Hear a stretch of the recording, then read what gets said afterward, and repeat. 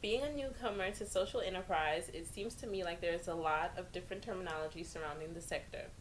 As a global leader, how do you define social enterprise and how do you think it differs from philanthropy? Very good questions. Defining social enterprise in the new context is it's not easy to do. Everybody seems to have a bit of a different definition. So at Newman's Own, it's not very difficult for us. We actually define ourselves as a philanthropic enterprise. So if you think of us as maybe the one end of the spectrum of social enterprise, our entire purpose is to create a social purpose, a social good. In fact, we have a product now that's branded, for the common good, and that's what we were created for. That's what we do. It's our only mission. The philanthropy, of course, is simply a word. It means love of humankind. It doesn't mean anything more than that, which is pretty profound. How you actually apply that is through other people, through organizations. So if you think of a compass, our true north is always to be doing something that is a social purpose, socially connected, contributing to making it a better world. We do that through other people. As you move out on the spectrum, the further people go from starting at that principle of accomplishing a social purpose, I think the further they move away from being a pure social enterprise. And there's nothing wrong with that, by the way. I mean, I'm a capitalist. I love making money. I just make it to give it all away. Yeah. We do that here. So when an organization has really been formed for the purpose to carry out as part of its mission something that contributes to making our world a better place for the future, whether that's through practices of sustainability that they're committed to, that are in its charter, philanthropic support, volunteerism, other things, fair wages, all of these things that really say, as a company, a significant part embedded in us as a personality is the social purpose. I'm not saying everybody can do that. We were very lucky. We had this amazing person, Paul Newman, who is an extraordinary celebrity in his time, and he was able to get the business going. So we were fortunate that we were able to get the traction of a real business, because we compete in a very, very difficult industry. Selling food and beverages is not easy. That's, I've listened to professors and business people and young people talk about what is a social enterprise, and again, the definition is hard to really pin it down, but in my experience, when it walks in the room, you'll know it's either a social enterprise or it's something else by the commitment of the people and how they've embedded that into their charter in a way that can't be changed, if you will. That's the best I can say about it.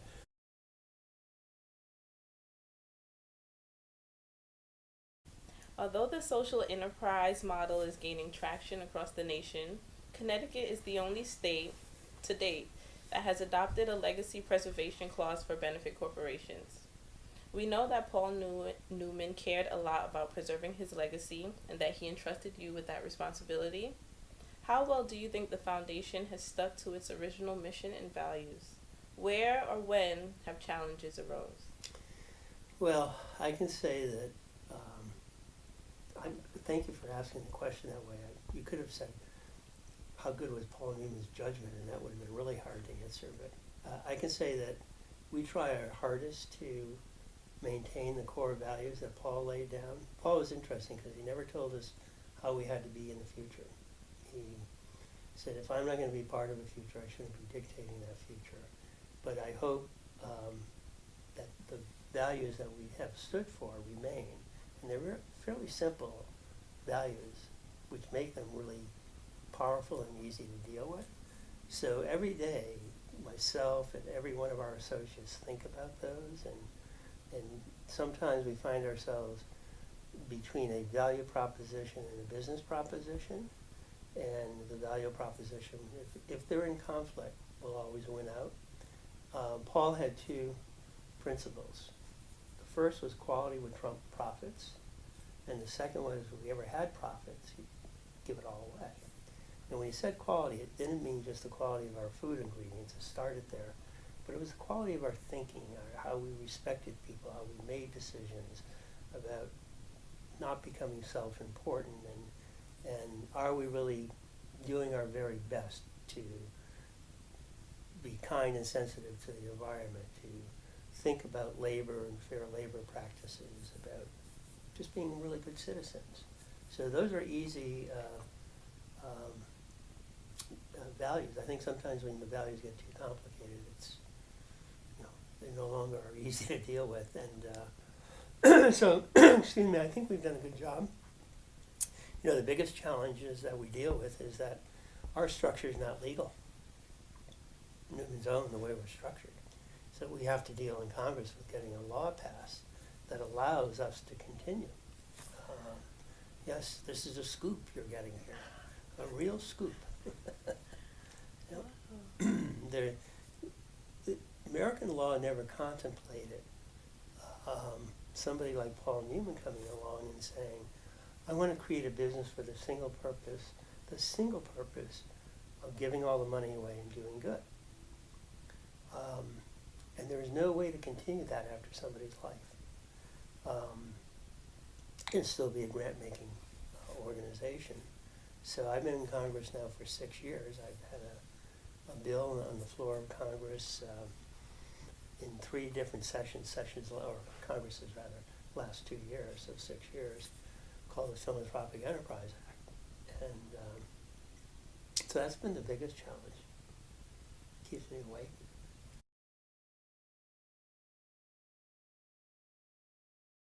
So the Philanthropic Enterprise Act that I'm trying to get passed in Congress, and I've received great support both from Republicans, Democrats, and Independents. There are a couple of those in Congress. It really combines the 2 most widely admired characteristics of American society. It actually goes back to de Tocqueville. I'm sure you've read de Tocqueville in college, where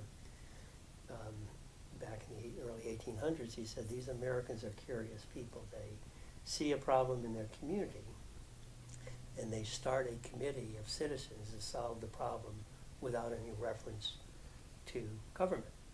That's philanthropy, that's the voluntary sector. And he also commented on Americans in terms of they start businesses. Like, they just go out and start them. So what the Philanthropic Enterprise Act does, it combines these characteristics of business entrepreneurship with philanthropic generosity in a single package. And so the answer is, why not? And everybody in Congress has said, well, of course, that's a good thing to do. We employ, we compete, we pay our taxes, we do all of these other things that any company does. We just give it away. And when we give it away, the universities and other places, we give it away, employ, compete. To the extent there are taxes, they pay taxes, etc. So it's kind of Paul called it a virtuous circle, and that's the Philanthropic Enterprise Act.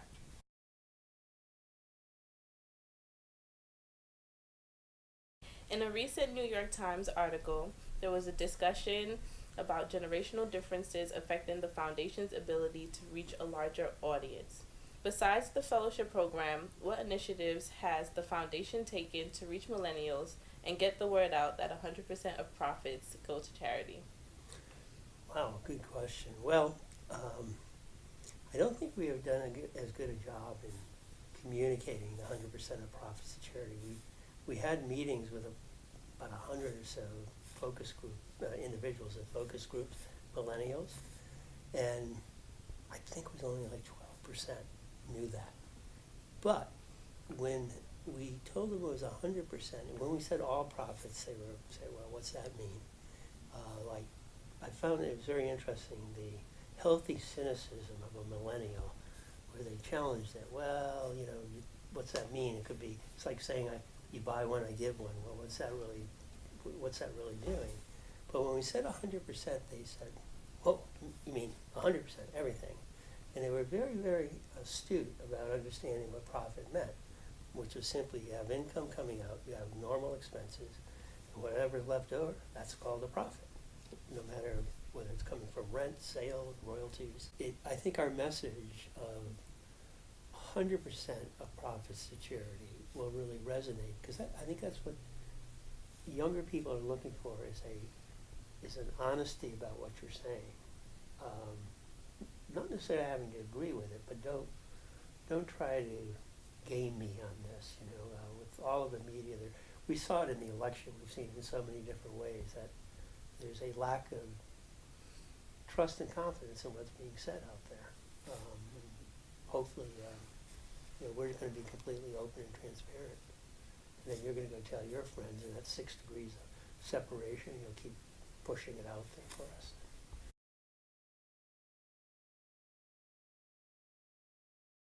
What advice do you have for young entrepreneurs who want to make business a force for good? In particular, do you have any thoughts for our next accelerator cohort that will be working on their business model with us early next year? Wow. Well, there's two questions. One is general, the other, of course, is specific to your cohort. Excuse me. Well, I would think, for those who want to use a business model to do good,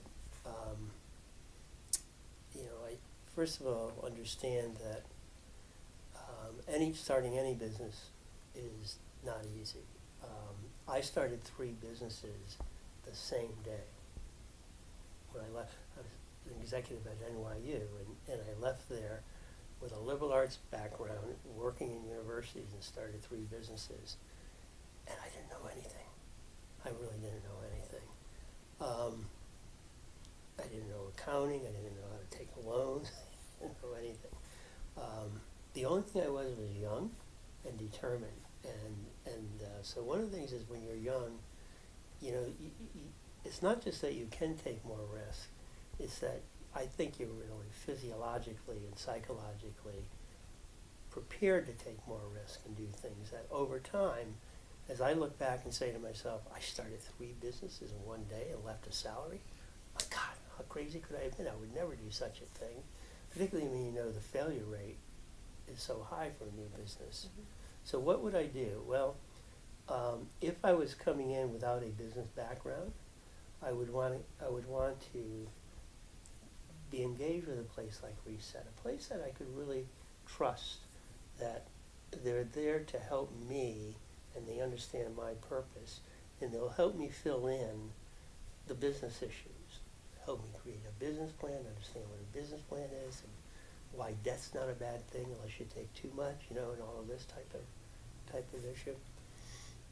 I would also encourage people to link up with older people, because one of the things I realized that I did not have was what's called wisdom. And wisdom comes from just being around a long time, making a lot of mistakes. And so I would really encourage people, and something we're trying to do here at Newman's Own, is to connect with those people in their, God forbid, their 60s or 70s maybe, who are really looking back and really want to be helpful and are trustworthy and aren't going to tell you how to do a ledger, but can help you when you get to those crossroads of conflicting issues. We might tell you a story about how they solved that same thing. So I would really like to see younger people starting businesses, one, making sure they understand what a business is, how to go about it, when to begin to stage things, without being overwhelmed by all of this language that says, oh my goodness, I'm not going to do it now. But then also connecting it to that issue of wisdom, if you will. So many people become instantly successful nowadays, and then they think they're going to go out and change the world with money, and it doesn't work that way. It works with wisdom and money type of thing coming together. So, I having trusted places to turn. Again, Reset would be a great example. There should be more resets. There should be more university-based programs that are not so overly academic, but are really there to help incubate, start small businesses. That's what I would recommend.